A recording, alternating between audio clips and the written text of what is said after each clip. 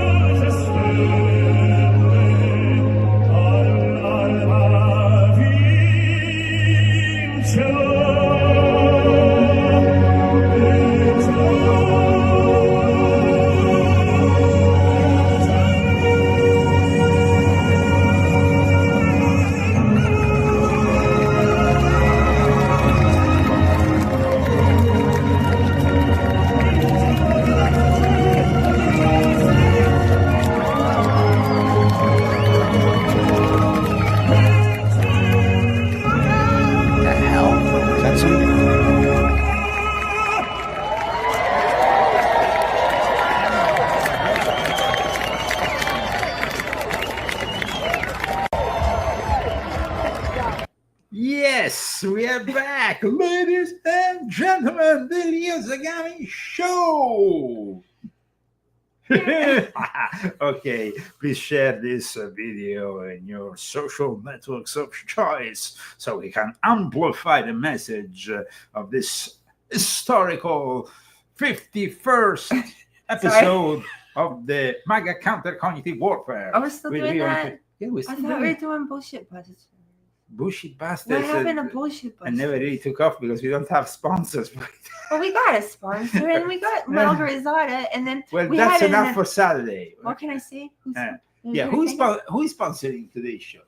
Well, he came in anonymous, Mm. and I wouldn't mention you. But if you would like me to mention you, then just send me a note.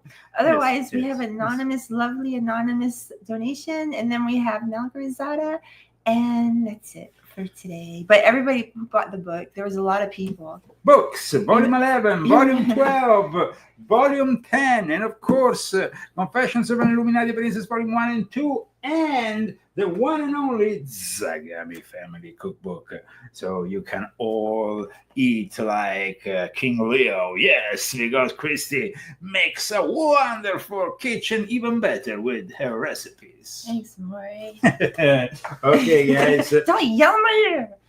Okay, we are broadcasting live on Facebook, on a variety of channels on YouTube, on X, Rumble, and BitChute. Okay, Brics. You know what Brics is? Yeah. These countries are pretty pissed off with Trump for his tariffs, and so they are all gathering together. And of course, now they have their very own representative, Vladimir Putin, going to Alaska. Alaska used to be Russian back in the days for a brief time. Like it's a good place to go because it's pretty close to Well, the the Russians said that it was convenient because they just had to move over the Strait there, and it was easy for them to reach. So they decided initially In reality, Trump wanted to go and organize the whole thing in the Vatican. Yeah. And I even published an article explaining why this couldn't happen, even if Trump was quite eager. And then there was Putin who said the United Arab Emirates, but Abu Dhabi wasn't really the place, because in the end, the 15th of August, Friday, the 15th of August, this historical meeting will take place. That's Ferragosto. Yes, for Italians it's Ferragosto, it's a holiday, but it's a really fresh place. I always wanted to go Ferragosto in Alaska. Isn't that case, Christy? I always wanted to go in Why the don't summer. we go then? We should go. I know. You just gotta say a word and go. Yeah, we should go and I'm visit. all about going. Definitely, Alaska is it's fresh. It's fresh. It's fresh. It's too cold up there, man. Well, but in the summer it's fantastic. It's like Norway in the summer. I can tell you, it's fantastic to be in those latitudes in the summer. Here we are with my latest article. Trump had wanted to meet Putin in the Vatican, confirming the key role of Rome in the Russo-Ukrainian war, but they are meeting in Alaska. Yes, in the end, the problem is that Putin was risking the arrest, because Italy reminded Trump that they are signatory to the Statute of Rome, which basically gives the possibility to this international tribunal of crooks to arrest Putin. Since 2023, they have been wanting to arrest him. So, well, he's in good company, because they want to do the same to you, and they did. Well, the Italians, yeah, definitely, they wanted to arrest me. Yeah, that's true. There is not really many countries that respect this whole Rome statute, which is basically creating this tribunal, which is not recognized by America, it's not recognized by China, it's not recognized by Russia. I don't know who recognizes it. It's always in The Hague, but you shouldn't confuse it with the tribunal, of course, which is connected to the United Nations.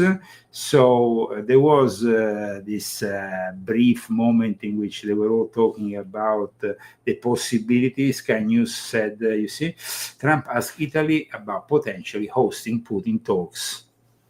But the problem is the International Criminal Court. Let's go and check who is this International Criminal Court, because, like I said, they're not really a big deal, but apparently Italy is part of it, so they couldn't. Here we have the International Criminal Court voice on Wikipedia. See, they're an intergovernmental organization for crimes against humanity and all the rest.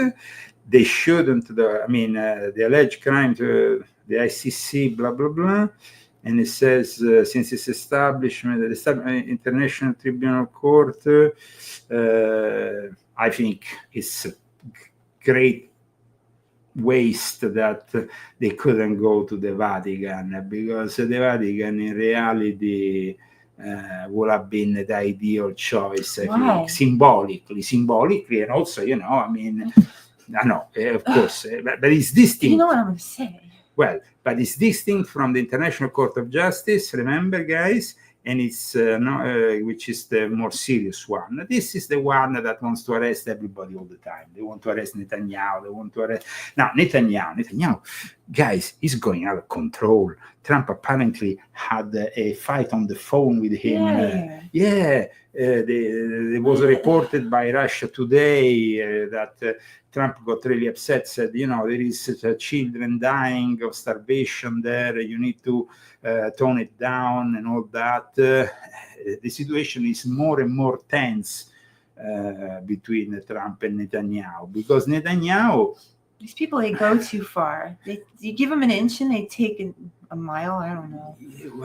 Yeah, absolutely. And the problem here is I've always been a great supporter, as you know, Israel, and I'm no supporter of Palestine or whatever that is, or the Arab Islamic countries, because Islam is something that has demonstrated personally to me, and I've actually wrote about it. So, guys, if you want to learn more about Islamic Freemasonry, the secret societies behind the eternal conflict in the Middle East, Volume 10 is a must, absolutely. But this is it. Trump yelling. Let's see. Will we have him on video yelling? No, not on video. But you can read this. So what it says here. Where does it start? Okay, U.S. President Donald Trump reportedly shouted at Israel Prime Minister Benjamin Netanyahu during a phone call after the Israeli leader attempted to downplay reports of starvation in Gaza, NBC reported Friday. And so this is not really about, guys, about a fair retaliation. Fair retaliation should have been done very quickly after the 7th of October, when Israel stood ethically and morally superior to what those butchers of Hamas did. And now, after 2 years, that superiority is being lost, and unfortunately, bad things are happening, very bad things. But there is more and more people in the last few years who have accused Benjamin Netanyahu of being a false messiah. Yes, guys, the ambitions of Benjamin Netanyahu have been kind of equiparated to the ones of Shabbatai Zevi. Now, we talked about Jacob Frank last week, Robert Maxwell, the father of Ghislaine, as the reincarnation of Jacob Frank, who claimed to be the reincarnation of Shabbatai Zevi. In any case, here it says, Return of the False Messiah, the blind ambitions of Benjamin Netanyahu. Please, Christian, read this, because it sounds pretty interesting. Make it bigger. Okay, I make it big for you. Is that big enough? Yes, amore. Okay. On October 7th, 2023, the extent of the destructive power that has reigned over our nation's political life. Our nations, they, of course, talk on behalf of Israel. Over our nation's political life for a decade and a half came fully to light. By most accounts, even before the massacre, this year had been the most devastating that Israel's society had ever experienced. Millions of Israelis spent most of their days in a struggle against illiberal forces trying to reshape the balance of power, tearing apart the frayed social fabric that barely keeps the country together. Now, this is, of course, a take. Then it says, on July 24, we saw that nothing would stand in the way of Israel's longest-serving Prime Minister Benjamin Netanyahu, who dismissed every warning and passed the first law in his plan to dismantle crucial parts of Israel's democracy. So it's then it says, Bibi, as Netanyahu is calling it, was prepared to lead us into the abyss of a constitutional crisis. And this basically moves forward in the article and explains in the end that if Bibi is Israel's leader, he leads the nation straight into darkness. And while Israel's citizenry has shown unparalleled heroism and leadership since the attack, putting the political action to shame, Israel politicians, led and enabled by Bibi, continue to reveal the depths of their cynism. And this was 2 years ago. After 2 years, their cynism is gone really overboard.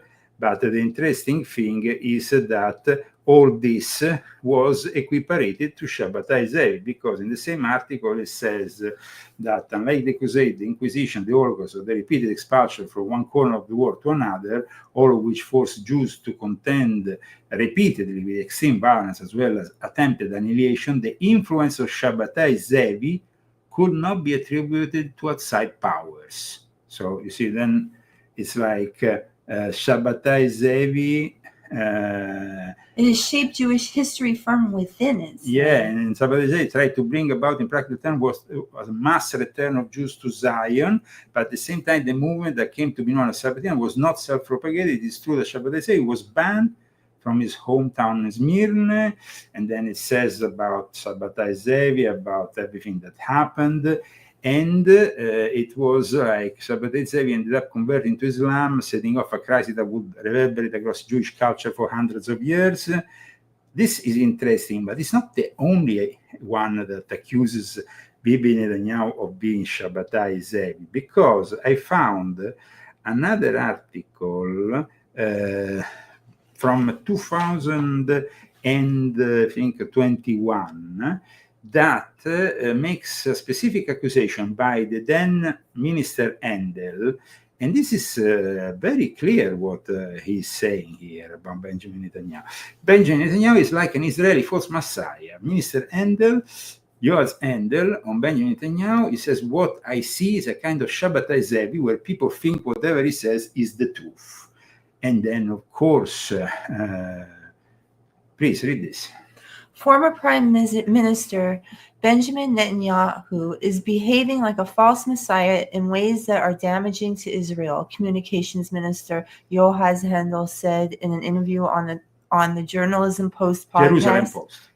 Jerusalem Post podcast to be released on Thursday. Now, this was in 2021, and the Jerusalem Post is politically center-right, but the same concept was also described in the leftist Haaretz, in this other article in which they say Netanyahu completely lost his bearings, maybe, but maybe it's intentional. And here, once again, in this article from 2024, is equiparated to Shabbatai Zevi. So, and it's not the only one. We have others that are comparing even a specific article that is entitled "Redemption Through Genocide." This is quite incredible because we know that we know that Shabbatai Zevi was a redemption through sin, no? Yeah. And so it's like redemption through genocide, and it's always brings us back to Shabbatai Zevi and this comparison.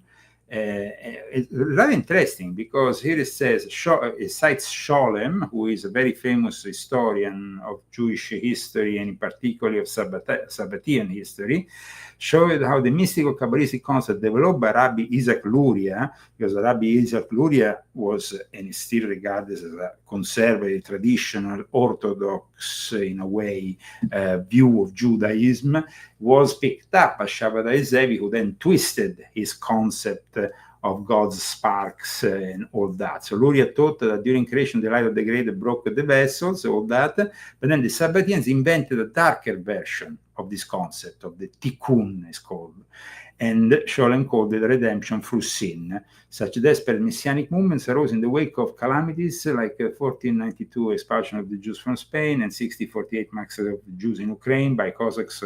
And so it's rather interesting, I think, that there is more and more voices of dissent within Israel that equiparate.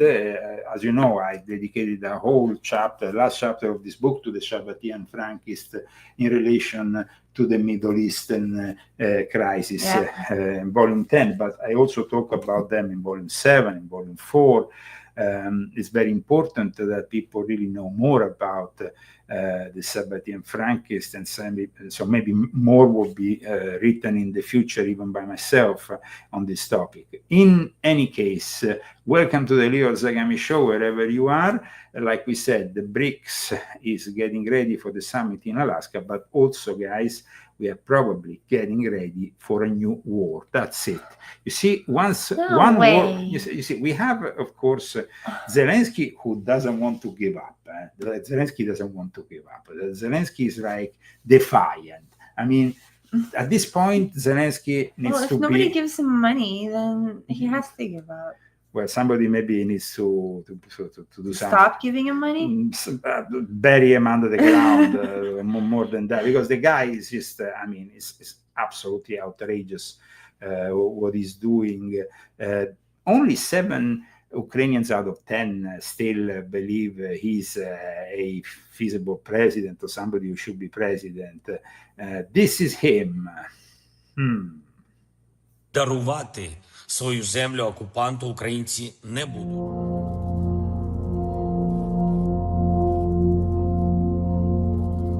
So he thinks he can go against Trump and Putin together. Who is he? I mean, who's back in the sky? I mean, the French and No, the English. The English? In fact, now the English have called everybody, the whole of Europe.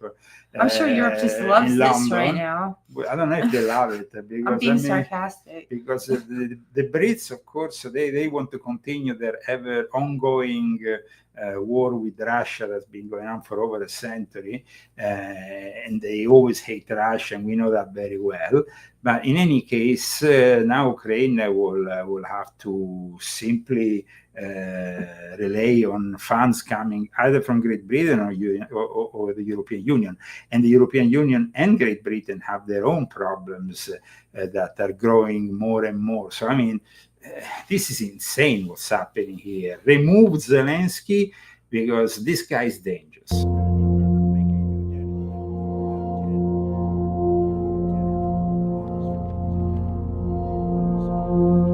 Президент Трамп оголосив про підготовку своєї зустрічі з Путіним на Алясці.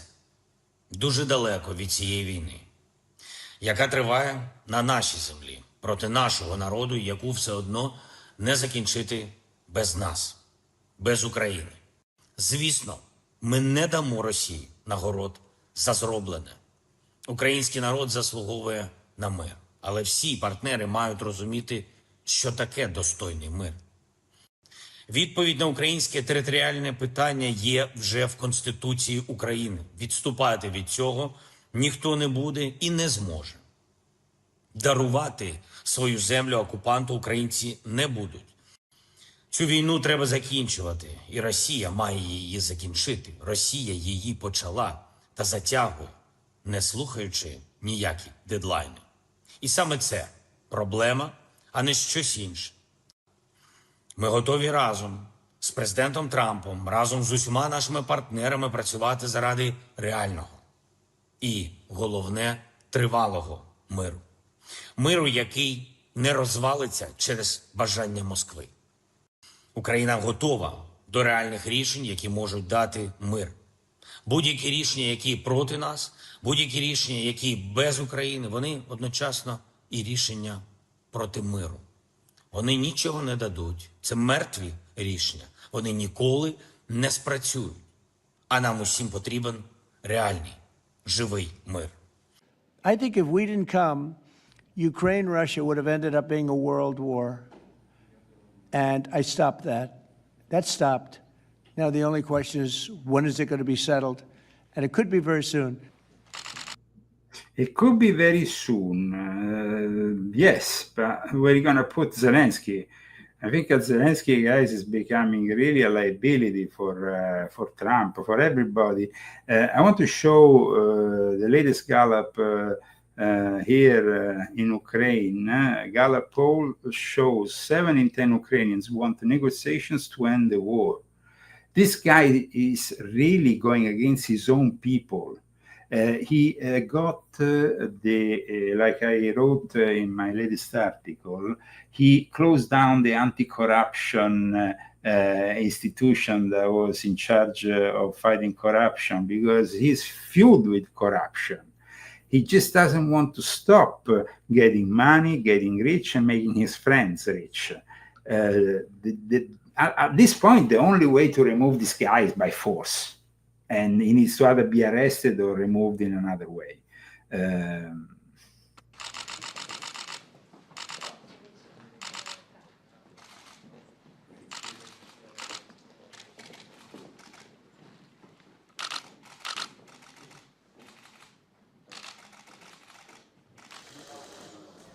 This swapping territories is, I mean, Crimea, Donbass, this is territories that are now in the hands of Russia. There's no way of going back from that. And they have always been historically Russian and filled with a population which, of course, is linked more with the Russian tradition, the Russian culture, the Russian Orthodox Church. So it's just insane what this little midget wants to do. We are at the 4th year of the war in Ukraine. Its population has had enough of this farce. Now a new poll shows that nearly 7 in 10 Ukrainians say they want a negotiated end to the war with Russia. And so just give it up. Yeah, give it up. Once he has against him Russia and America, that, by the way, have collaborated in the meantime to bring, after 35 years, two nations that were like the worst enemies, Armenia and Azerbaijan, signing a peace deal. This is What is the countries? Azerbaijan and Armenia. Where's that other one? Azerbaijan? Yeah, and that's why Russia, like Trump himself has said, has helped out for this peace deal. Make world a better place. Thank you.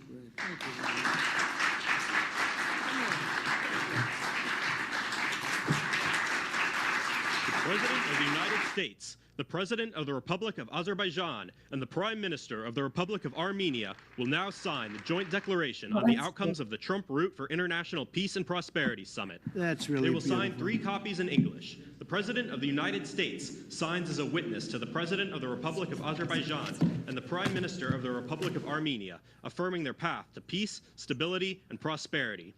We kindly ask that all guests remain seated for the signing of the documents. Solemn moment, Grisi? Well, they should be happy. Absolutely. Well, they're signing an important document. Well, there's one more. What about all the other ones? This is the 6th war, though, to be honest, that Trump has intervened in a successful way to stop.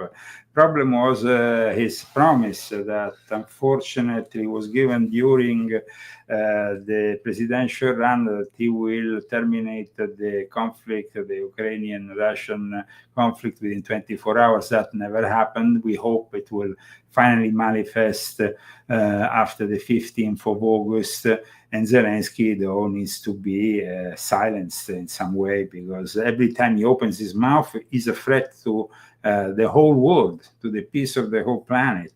One little guy.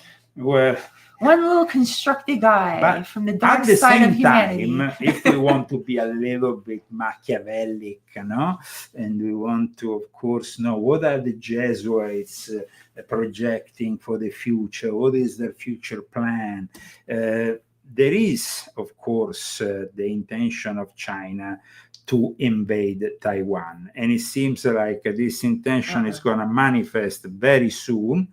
There has been war games with the Chinese blockade of Taiwan, and it's like a conflict over Taiwan has long been viewed as the most likely trigger for war between the United States and China. Even Apple's recent investment, which was presented with the head of Apple, his CEO, going in the Oval Office and announcing this investment, is probably because, of course, we are talking about a company that has worked a lot with China and now knows that both with the tariffs and probably a future war, that will be impossible. Let's not forget that all this, of course, goes hand in hand with an AI reality and an AI war, where China wants to be the leading nation by 2030. China's 2027 military deadline, Beijing build-up threatens America from South China Sea to Panama Canal. And of course, the build-up is also the possible invasion of Taiwan. It is a multipolar world that China wants, but it is actually a China-led New World Order, or a China Sino-Russian, with Russia, of course, also. But I mean, this news is not very reassuring. So you see, the New World Order knows very well that to bring around the Great Reset and to make us all poorer and poorer and poorer, and continuing with this crisis, never-ending crisis, they need a war after the other. So the next war is inevitably, if Ukrainian war is terminated, they will simply go on to the next one. The economic, as long as there's a war going on? Yes. It's part of, it's a little bit like George Orwell envisioned in 1984. But the thing is, like, these 2 wars together would be too much for the system. The system will collapse at that point. But without 2 wars, only with one at a time, maybe they can simply make us more and more broke, more and more poor. They can continue raising the prices of everything. these tariffs of Donald J. Trump seem to be bringing back work here to the United States of America. At the same time, they are a very high cost that the common folk will have to pay when they go to Walmart or elsewhere. It comes out you might be having a job, but then all your money's gone. Maybe. I don't know. I mean, the situation, of course, here it's very worrying, very disturbing. Also in relation to the AI and the way the AI is moving forward day after day. Very disturbing. Because now China has announced they're integrating the AI with all the nuclear arsenal. Oh, that's just lovely. So that is something that, of course, China has just announced their integration, I repeat, of the AI with their nuclear arsenal. I think that is wow. It's a big news. It should be the news of the day everywhere. Unfortunately, it's not.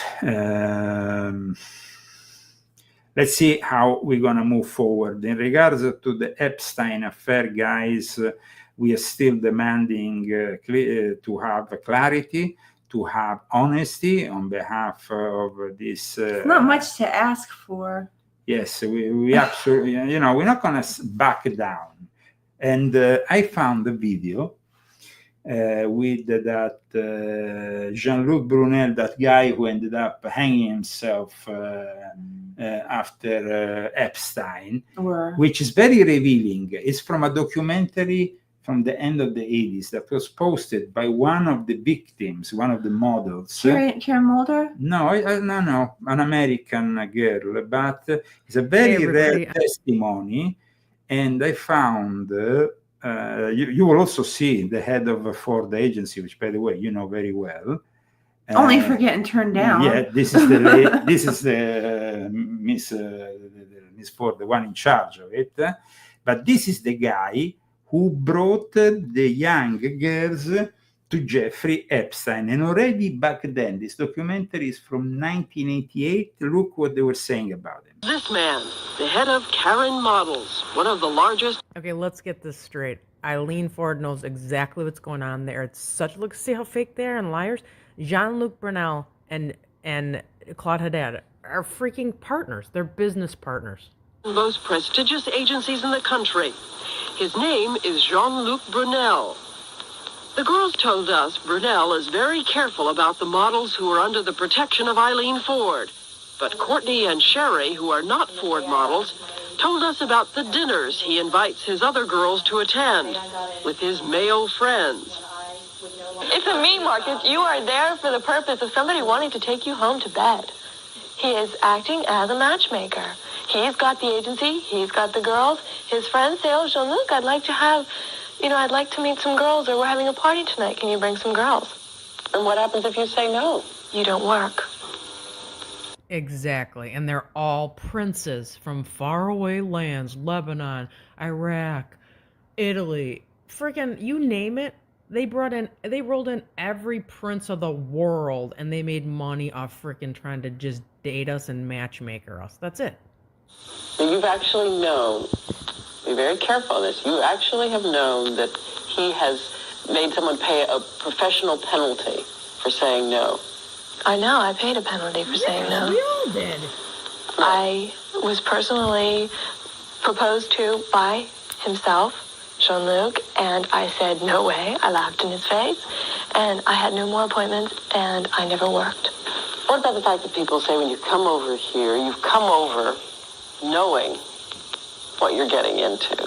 Everyone knows. How can you know what you're getting into? How can you know what you're getting into? This is like a foreign country, you know? I mean, I'm from Florida, little city, Pompano Beach, you know? I mean, come on. How am I going to know what goes on in Paris, you know, or Milan? I mean, I don't even speak the language. I don't know anyone, you know? I'm in a new environment, you know? I don't know anyone. I have to trust the people that I come over here with. I mean, I'm naive, I'm young. A lot of these bigwigs at the agencies literally have a scale where in this hand they have your career and in this hand they have what they want.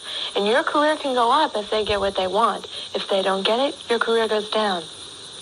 Many girls ever come to you and tell you that Jean-Luc invites them to parties where he has male friends, and it's clear what the arrangement is when you get there, and that you are expected to be the friend of his male friends. Look at her. I don't believe that. I mean, I believe they said it, but you don't believe it's true? I find it hard to believe it's true. Oh my God. We've been told it is. Oh, I'm sure you have. If you wouldn't be asking me if you weren't told that was true. But I like to think that our girls are not treated that way. And I like to think that were that true, I would know it because I've broken off more than one association here in my life. And you'd break it off immediately if it were true? I would.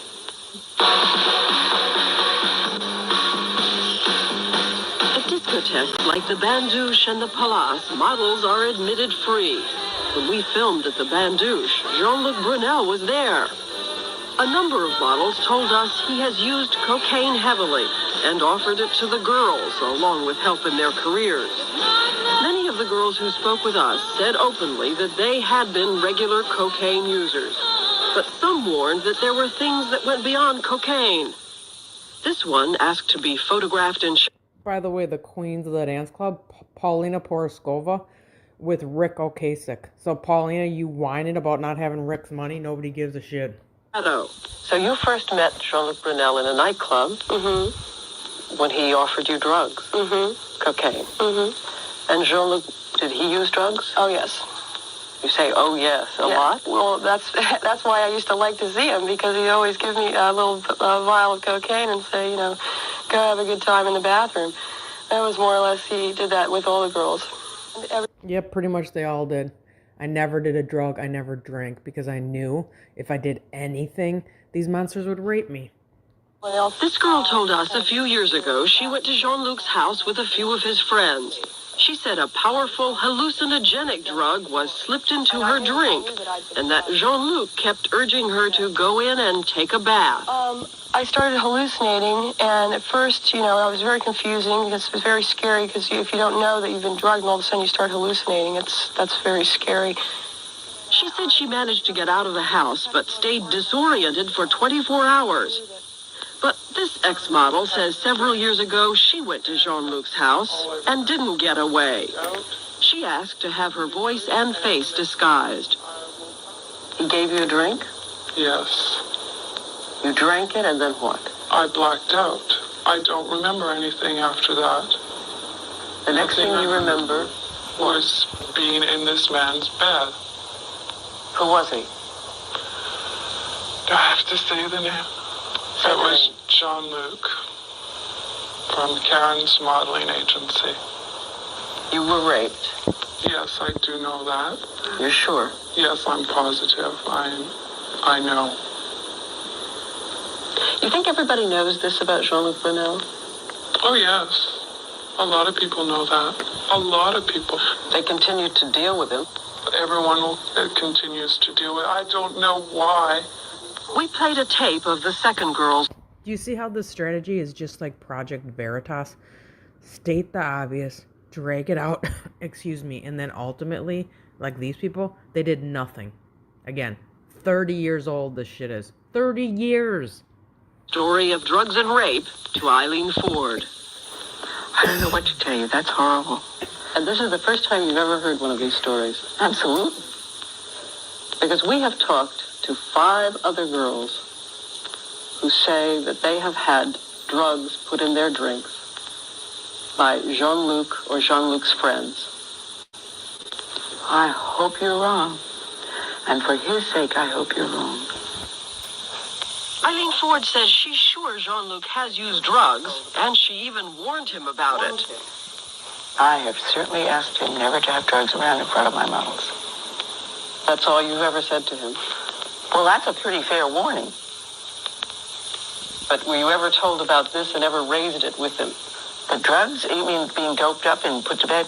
Getting girls drugged up and into bed with him or his friend? No. Have girls ever come back and complained to you that he took them to parties with people who dealt in drugs? No. So here they are, the fresh new faces from Omaha and Washington and Pompano Beach and Wichita. Every girl hoping for a lightning bolt that will transform an ordinary teenager into a superstar. While not far away, the wiser and older girls of 19 and 20 say someone has to warn them what may lie ahead. I can't really see any solution to the problem that's in Paris at this moment, because I think there'll always be people who are sending their girls over thinking, well, she's different. Every mother believes that her daughter is different. And it's sad. I think it really is sad when she could have been going to her junior prom. She was hanging out at the bandouche with a bunch of playboys, shoving cocaine up her nose. But to be honest with you, I wanted to go. And I saw this as an opportunity. And I still see it as an opportunity. I know I was meant there to be a watcher. For me personally, my parents didn't have any idea. My parents loved me. This is the testimony of the person who managed to find this very rare documentary from 1988 about also Jean-Luc Brunel, who I have talked about here in this chapter, Red Magic, Fashion and Sex Slaves within Volume 8. I DJ'd even Le Bandouche back in the 1990s. I was working in Paris every now and then as a DJ. I know very well the scene.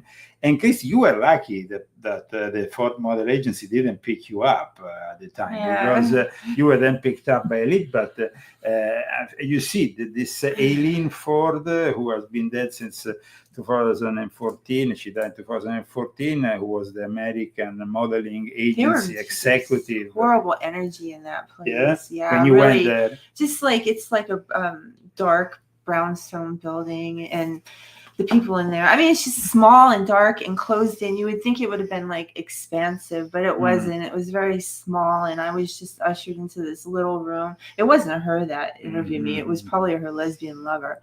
So she was mean. She told me to go away.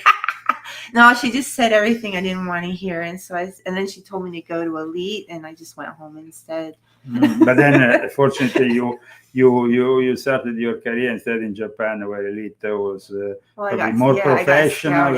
And I must say, Elite was probably much better there than in Milan or in Paris. Because unfortunately, Paris and Milan, all the girls that I met after experiencing Paris and Milan were really filled with drugs and stuff, especially in the Norwegian models and stuff. I couldn't really do modeling very well, so I liked the idea of it, but then I was out doing it. I felt terrible inside about myself, and it was just more of an idea for me. I did some things, but I never followed through on everything. And then when I met you, I kind of just stopped doing it. So.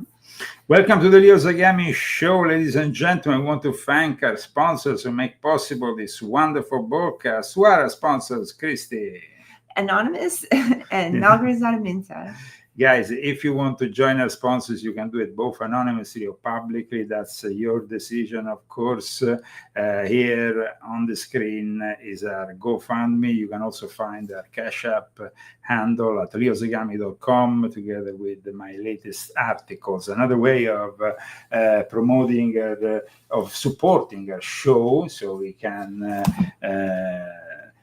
move forward, maybe bring you also that bullshit pastors we had in mind for the middle of the week, is of course purchasing my latest books, but or any of my books in general, or Christie's books. And of course we have also our Zagami Family Cookbook to transform your kitchen in a 5-star Italian restaurant. Thanks for the people that always say nice things about my book. So the cookbook and my other two. So I really appreciate the nice comments. That's really great. And guys, now I want to bring you news about something that is really disturbing. Chikungunya. This is really disturbing because it's a virus outbreak from a mosquito, and already 8,000 people, 8,000 people have been victims of it in the Guangdong province. Check out what China has been battling a double whammy of extreme weather and a mosquito-borne virus. The chikungunya virus spreads through the Aedes mosquito, which is also a carrier of the dengue and Zika virus. CNA's Deborah Wong is in the hotspot of Foshan City in Guangdong province, where authorities are going all out to stem the spread. So we just passed by a service stop at Shunta District, Foshan City, and nothing says welcome to a chikungunya hotspot than this public notice. So we're handed this notice by a security guard, essentially reminding drivers entering the city to keep the windows shut, to have an electric swatter on standby, as well as to install mosquito screens on the windows and to clean out. Now, let me explain a little bit better what this chikungunya virus is and how it spread in the past. Usually, it was present in the Philippines. It was present also in Indonesia. There was moments. It's actually rather endemic or present in Africa, but has never really spread in China this way. This is quite disturbing. We know what happened with the COVID-19 virus, and because this is happening right here, not here, fortunately, but right now, this is pretty disturbing. Every day.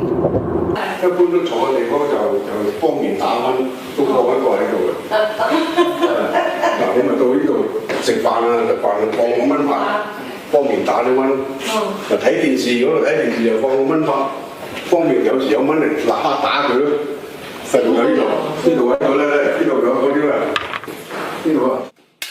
73-year-old Mr. Chow and his wife have lived in another hotspot near Beijiao Park for years. They say the mosquitoes have been especially brutal this summer, swarming anyone who stands still for a minute. But it's different now. Now, the thing is that the U.S. Centers for Disease Control and Prevention has issued a travel warning following this outbreak because the chikungunya in China is reaching it's already exceeded 7,000 confirmed cases since June. And the outbreak in the Guangdong province has been linked to the monsoon flooding, but at the same time, it's really concerning. So we wanted to warn you.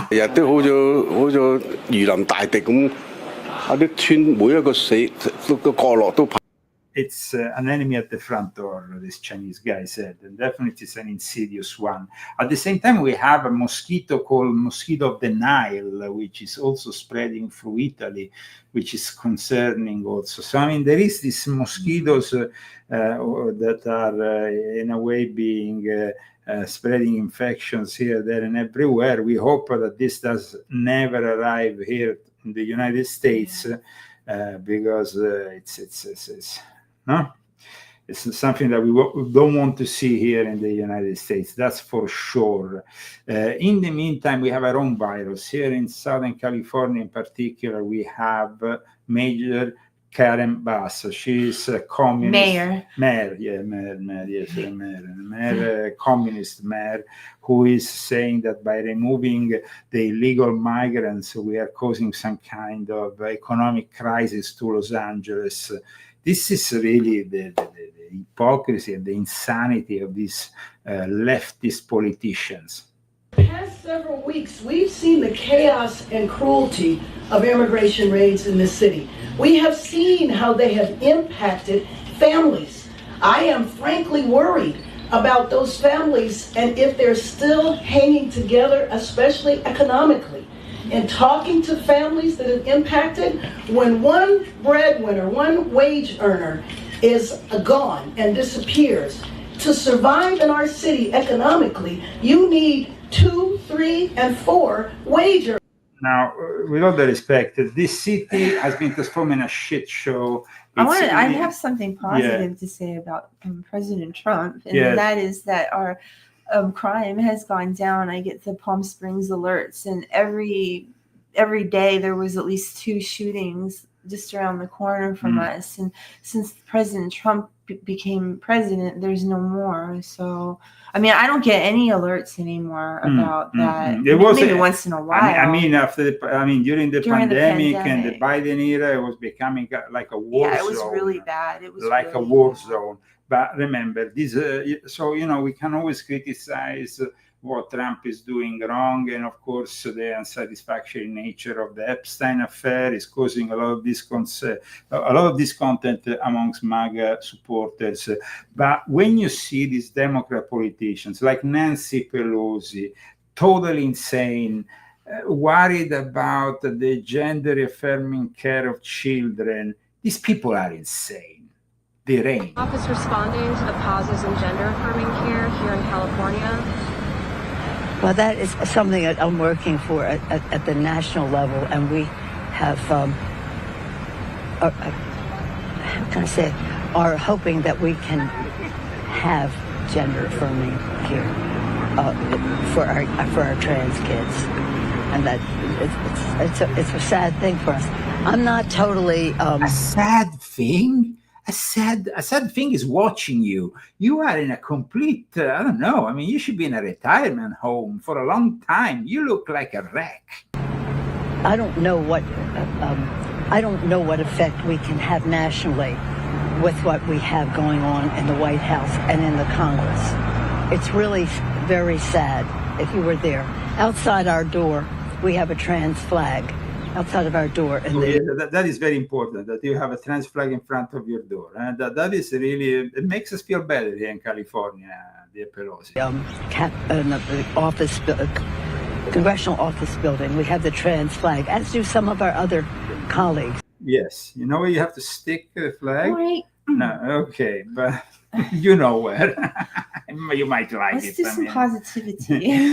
Yes, of course. Well, Is there anything? Is there anything positive? I don't know. It's very difficult these days to find something positive to talk about. It is very important to say that in my books, I always been rather prophetic about things. And you know that when it comes down to immigration policies, Nancy Pelosi is a Jesuit agent. I talk about her being a fifth-class Jesuit agent. I talk about how she worked actively, even bringing informations and stuff to China on behalf of a notorious pedophile in the Catholic Church here in the United States of America. If you want to know more about it, Volume 12 of my Confessions, History, Secret Societies, and the Politics of the Jesuit, New World Order, and the Luciferian Court. And we have, of course, more news in regards to ChatGPT. We have now ChatGPT number 5, but it's not like they say in Italy. It's not all gold what shines, and in this case, there is always the dark side of cyber Satan that seems to emerge every now and then. I feel like I'm going crazy. ChatGPT fuels delusional spirals. What? Like an online trove of archived conversation shows models sending users down a rabbit hole of theories about psychic, aliens, and the apocalypse. So if you want to really go and fuel yourself up of insanity for the apocalypse, just chat with ChatGPT. And I would never. Then there is another thing that seems to be happening lately with the AI. The AI comes up with new things every day, but they're not developing the AI to reassure mankind of the future. They're developing the AI to seemingly bring more chaos and distraction. Now, AI can be used to develop biological and chemical weapons. What a great information. What a great news. It's like soon. But they can just tell you like bigger, better weapons to build to destroy the planet? Is that what? And each other? In 10 years from now, when the AI is going to be completely... And then they'll take us with this... They're going to take us down with biological and chemical weapons on a massive scale. Bring them out from... Why did they put the cow there? Poor cow. I don't know. The green cow. But please read this. I mean, this is just... Biological and chemical weapons can spread debilitating fear and wreak havoc on populations. Unfortunately, the threat of these kinds of attacks on American soil is only rising, empowered by the unique capabilities of artificial intelligence. To prevent catastrophe, we must use AI to counter the danger of this advanced technology can release. So, in order to counteract Cyber Satan, you have to use Cyber Satan. In order to stop the advancement of Cyber Satan from China, you have to also advance Cyber Satan. It's just like never ending. It's just like there's no way out. It seems like the future is a dead end. It's just like, I mean, there is no future with people that Dead end, yeah. dead end. And yes. Sad, no? Sad. Absolutely. But I wanted some happy, and there's nothing. We must be in the end times. Definitely. And in fact, I'm bringing you the news of the day. Fears of apocalypse as Israel's Sea of Galilee turns blood red. Oh, tell me more. So yes, the Sea of Galilee, also known as Lake Tiberias or Kinneret, has recently taken on a striking blood red hue, alarming residents and prompting talk of a possible biblical omen. Probably somebody threw some red dye in No, it's much more serious than that. And of course, this is definitely an omen, a sign of bad things to come. The Sea of Galilee turned red this month due to algae. It happened also during the pandemic, from what I remember, but it's sparking definitely apocalyptic fears. God plagues have returned, and this could be a sign of it. Just keep that in mind, in the good news of the day that I'm giving you here, dispensing. Well, if everybody was good, then God wouldn't bring the plague. So now we know that the brain might shrink because of an excessive use of the AI, but also because of an excessive use of smartphones. An alarming new study finds smartphones ruining our brains at unprecedented speed. Please, Christy. Any parent with a kid addicted to TikTok or Instagram is familiar with the concern that it's ruining their brain. I'm of a certain age where I heard that refrain regularly from my dad as I settled in each summer afternoon to watch reruns of Gilligan's Island, The Brady Bunch, and The Partridge Family. It was the golden age of reruns. But what was once hyperbole has turned into science, and the results are beyond alarming. The universal addiction to smartphones is actively ruining our brains, especially Generation Z, and at a pace that should absolutely freak everyone out. The Financial Times recently published a devastating analysis of American personality changes using data from the Understanding American study, and the findings should stop you cold, they said. So the troubling decline in The troubling decline in consciousness. Terrible. In less than a decade, consciousness, the trait that most closely linked to responsibility, follow. Like if you have a conscience or not, right? A conscientiousness. Yeah. Yes. Yeah, it's just hard to say. Can you please spell it, because I'm not... Conscientiousness. Okay, but in any case, it seems like for those aged 16 to 39, it's not a gradual erosion. It's a plunge from respectability into the low 30th percentile. Older adults who aren't addicted to smartphones, meanwhile, remain essentially unchanged. So I'm very glad of that, because for me, the smartphone is not even an option. I put mine away. I don't use mine. I don't. I think now you realize why. I don't. I don't use social media. I have an Instagram, but I don't really care about it.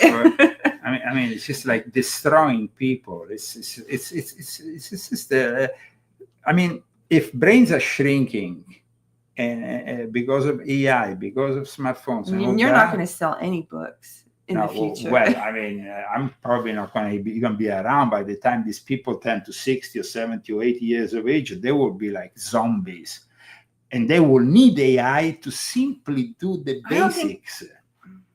I don't think this is going to happen. I think that God's going to intervene. Well, I hope so. I really hope that something happens. I don't know it, but I hope it too. Absolutely. I pray for it. Absolutely. An intervention that helps save us. Guys, now one last note. In Spain, there is a town that has banned Muslim festivals in public spaces.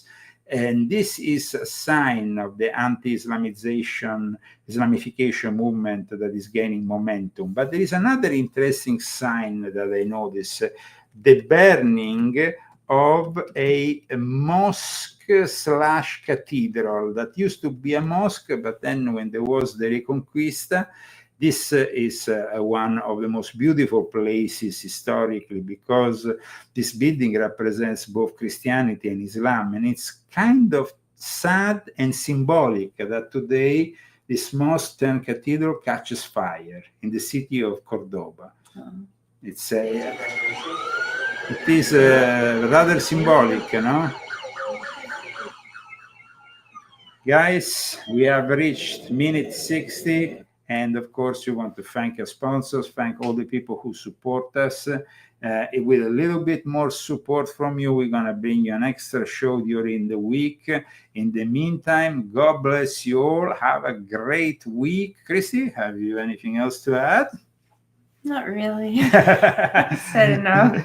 Well, guys, I know the news was not always good, but I tell you, when I read and then I start cooking. You can always find a nice thing every day. I mean, if you look for God's blessings, then your day is going to be beautiful. That's how I focus on all my blessings and what I can be grateful for. I stay in the now and I don't go off in my head thinking about what could happen until I read your articles. Yes. But unless I just stay... Well, you have to know what's going to happen. So, yeah, you have to know. You can't just ignore it. You have to be aware. Dig your head in the sand. God wants us aware. And so if you want to be aware, read Leo's books. Thank you. And here we go with the music of Vincenzo Viceversa, the images of our friend Albert Telepandemia. We are ready for the last dance. Yes. Who was? In the negative you? I don't know. Can I hear an owl in there? I don't know. Can I hear it?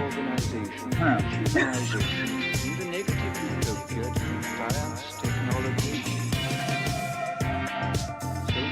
Good morning. That's too much house there. That is way too much house. Have you enjoyed this show? Please put like and share it on your social networks of choice, and please subscribe to our channels.